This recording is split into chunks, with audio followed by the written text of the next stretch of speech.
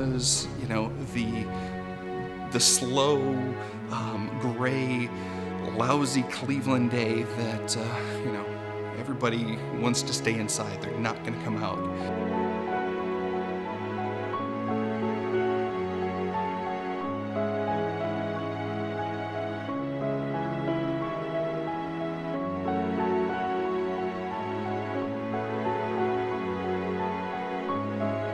The stunt can still go on in the rain, but it's nowhere near as spectacular. Starts tonight. Ted is a 4-time Guinness World Record holder for fire stunts and stunt organization. You know, we can keep them under cover, we can bring them out, we can light them up. But the question is anybody going to be there to watch it? Ted is honored to bring this world record attempt to his home base, Cleveland, Ohio. It hit me to where it was going to be a truly historic, monumental event.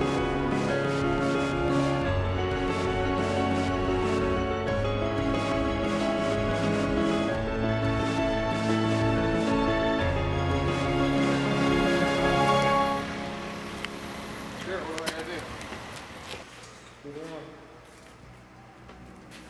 do? We were set up to have the Cleveland Fire Department come and observe the stunt.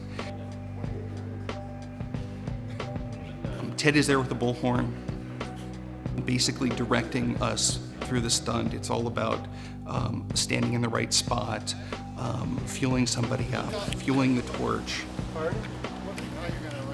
The Cleveland Fire Department knows Ted's resume. They know the world records he holds, but they've never seen us perform a stunt. And in order to get their blessing, we have to go out in the parking lot and show them. They were impressed, they were excited. We showed them how professional we could pull it off, and we had their blessing. We actually got a permit from the city to have the event right along the river and the flats.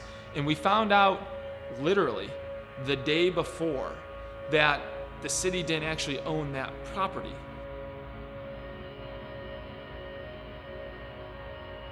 We don't know if we're doing the burn.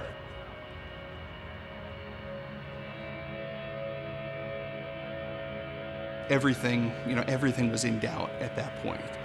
And all this work that had gone into organizing people and getting sponsorships and everything else was just hanging in the balance.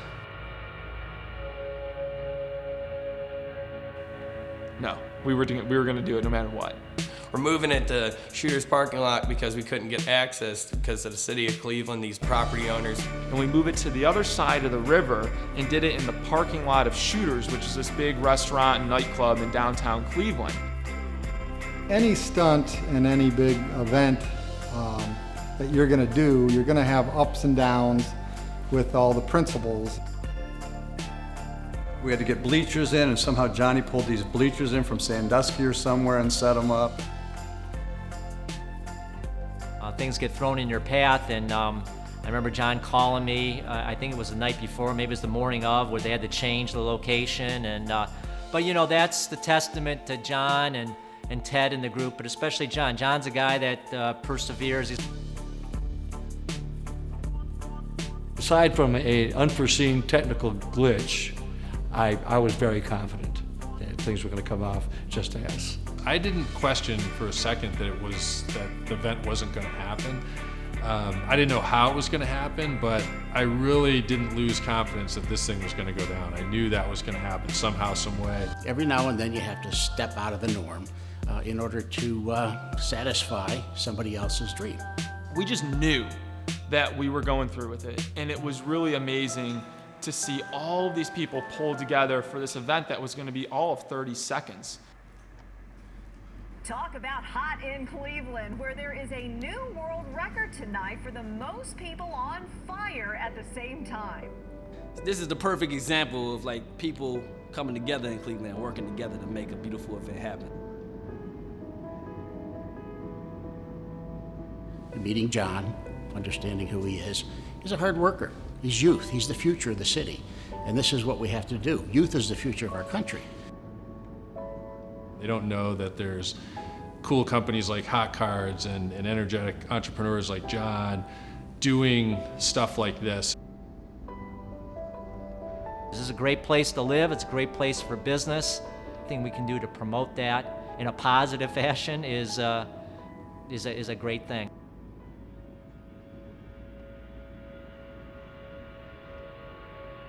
Three, two, one, ignite.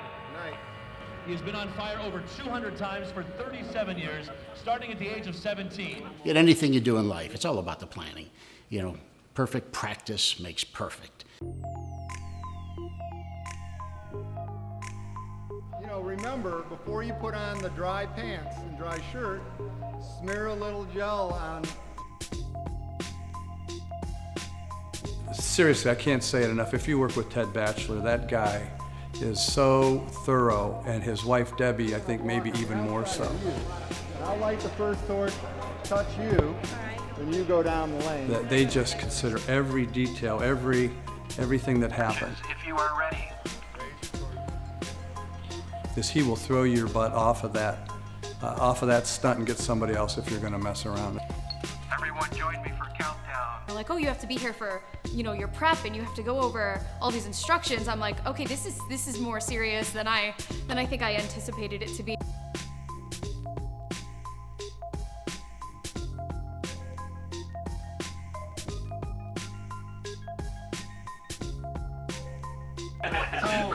All right, everyone's gonna watch Debbie dress me. So everyone's like understanding the process. The people that are instead of it will just be a cluster. So then all of a sudden, you know, we're stripping in this garage and putting all this stuff on in the cold. All right, so what the first step is, the gelled socks. We had someone dress us in the room over there. We had a person that dressed us and that had done this before or been a part of this program before. As we started to get dressed over in the Hot Cards warehouse, just the enormity of what we were doing and the sense of, you know, accomplishment and teamwork and camaraderie. What amazes me is the preparation, the actual preparation for the burn. Thank God I didn't have to go through that. My job was easy, but what these guys had to go through with all the clothes and the gels and sealing everything, and it was 3 layers of clothes, a ton of fire gel. It's just me, but I like to also. Oh, absolutely. I do a little extra. And so they put us all this gel on you, all this lube. They lube your whole body up from head to toe. And they put these wet clothes on you, and I don't even know if you can put this on video or not, but I felt like a giant wet lubricated condom at the time. That's what I felt like. I felt like a wet lubricated condom. And they put all this stuff on you, and it's cold and you're freezing, and you got the protective thing over your head, and you're sitting there like this, and they put all the clothes on you, and everybody's talking to you and just giving you the rules over and over again because they want everybody to be safe. I felt like a badass. I mean, I felt like we were almost like an army or a team. You know, we were doing this together, and it was a lot of camaraderie. And the black pants are on the outside. If you need another rope, we just borrow one from someone. I mean, it's a very methodical, lengthy process, but it's a very critical one because that's the kind of thing that any little thing that you don't do right could come back to haunt you.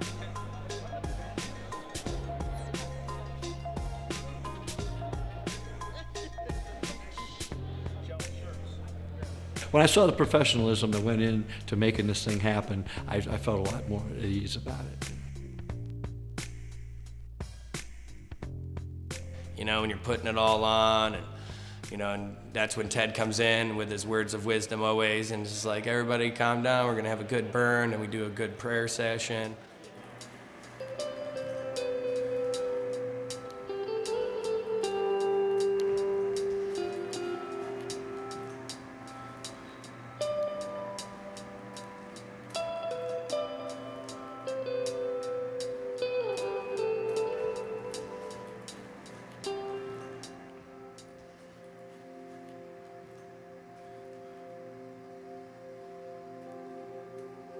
We began walking down the hallway, and this very surreal feeling started to come over us.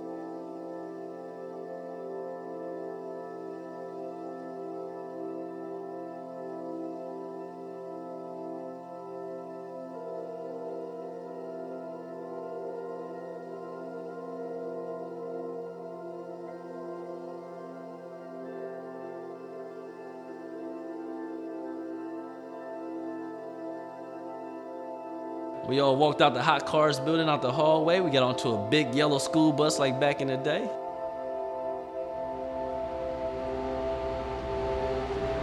Let's get on the bus and let's get down and do this. And we're loading up these buses, and we give the all clear, and we start driving down Superior Avenue in Cleveland. The Hot Cards Design Company organized this Burning River fundraiser down at Shooters in the Flats. Participants wore special gel-soaked clothing to protect them from the flames.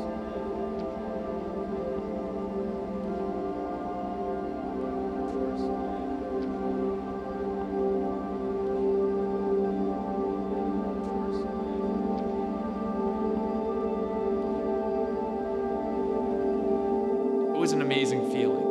And we turned the corner, and we pulled down, and we pulled down, and we could hear the crowd. There's people there. I mean, there's people. It turns out that the weather cleared right at the last minute.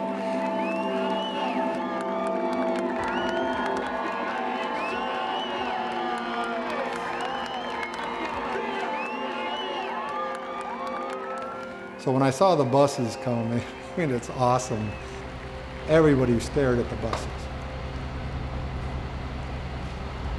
We were on a mission trip in South Africa, and I was with my pastor, Mark Simone. We had a big 15-hour bus ride between Johannesburg and Port Elizabeth. So I was driving and he was riding shotgun to keep me awake and talk to me. And he started talking about his dream for Hot Cards and how he really believed in this company. And he had only had it maybe 6-7 months at that time. And he said he really wanted to come up with something to make a splash so that Cleveland knew Hot Cards was here.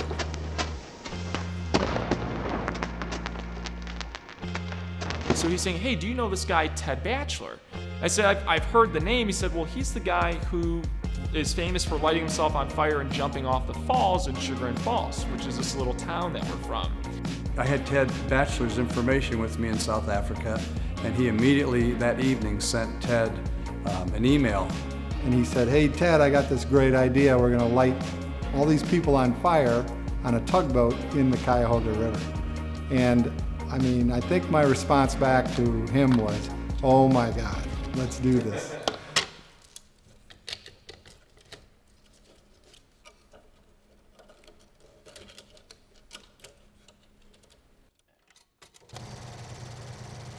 Yeah, I've been doing fire stunts since 1976. When I was 17 years old, I lit myself on fire and dove off Chagrin Falls on a dare and a bet to get money to go to the prom that year. The first time, of course, was the great unknown, although I did have this strange guidance from a dream I had had. Kind of showed me what to do, which was the spookiest part of the whole thing. Hey, you down there, look at me. I'm on fire and in ecstasy. You thought I wouldn't do it, so you bet. Tomorrow I know I'm going to collect. I feel a burning in my heart as the tears begin to start. My legs gave a pump getting ready for that jump. I soared in the air and hoped when I hit, my encased brain would not split. My firebird body pounded and sizzled as the fire that once was finally fizzled. Then my head popped up and bobbed around as the crisp, cool falls kept falling down. You thought I wouldn't do it, so you bet, but tomorrow is today. Now I will collect. It ended up working, and I knew the police would be down there, so I had hid clothes under a rock and got dressed in the whole thing and got away from the police. So I knew, common sense-wise, to wear cotton and wool clothing, something that's not going to melt down onto my body or my skin. So I always say I used common sense, and many people argue, you know, why would you light yourself on fire? Saying you used common sense. But so that's the basic old stuff. Sean Gadd. Sean is a proud representative with the love team of HotCards.com. His hometown is Chagrin Falls and Clevelanders. A derelict from a young age, he's a creative energy and obsessive nature to test the limits naturally has led him to finally play with fire in both coordination and participation in this year's Guinness World Record attempt.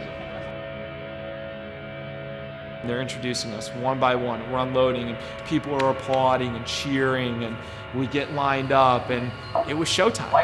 It was just showtime. And I remember that countdown like it was yesterday. 9, 8, 7. That's when your heart starts skipping a beat. You know, you're like, da-da, da-da, da-da.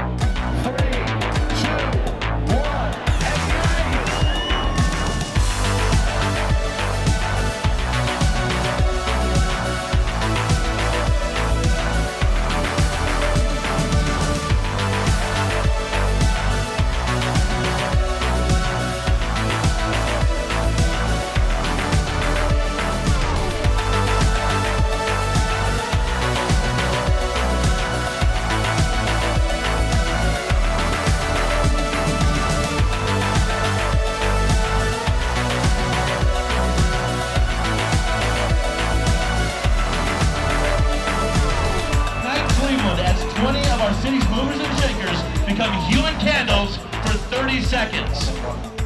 It was 20 feet of flames, and it was hot, and the fire was super bright orange, and it was just the most incredible thing.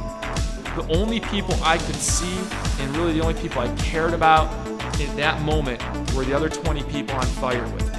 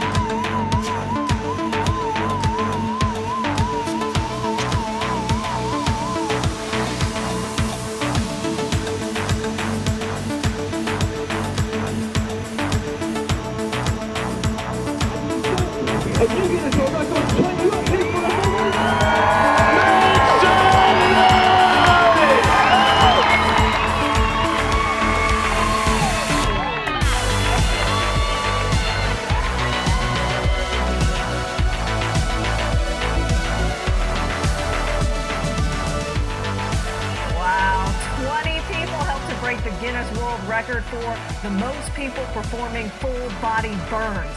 The Hot Cards Design Company organized this Burning River fundraiser down at Shooters in the Flats. The burners walked around on fire for about a minute before getting extinguished. For them, it was a thrill of a lifetime.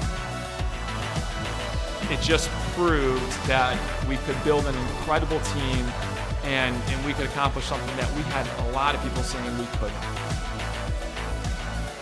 To raise money for charity and set a new Guinness Book of Records for the most people performing full-body burn.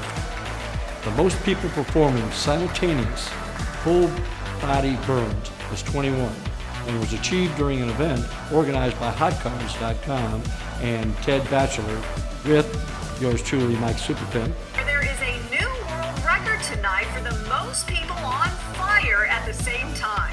21 people on the streets of Cleveland covered in flames. 21 people were engulfed in flames for more than 30 seconds over the weekend. We set ourselves on fire. Before LeBron said he was coming back, we set ourselves on fire. That's big for the city, baby. The world record goes up in flames, literally, as a group of danger seekers in Cleveland are lit on fire. 21 people were engulfed in flames. The Cleveland Food Bank and the Brick by Brick organization, big winners because of it. My wife posted on Facebook that This just made Ryan's life, which is probably pretty accurate. So we got it for the city. If nothing else, Cleveland is in the record books.